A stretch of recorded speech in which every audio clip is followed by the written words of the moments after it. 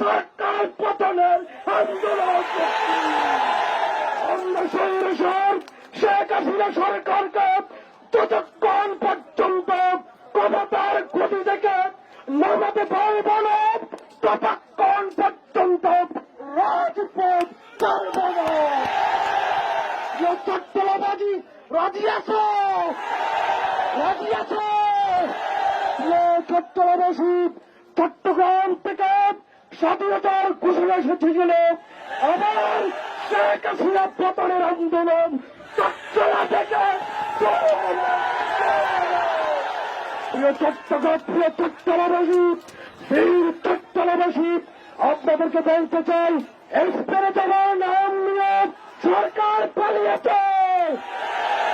আজকে আমাদের ভাইদের উপর গুপ্তা হামলা করার জন্য 2013 সালের 5 জানুয়ারিকে আবার ফিরে নিয়ে আসার জন্য ওয়াইফাই সমস্ত নেটওয়ার্ক বন্ধ করেছে।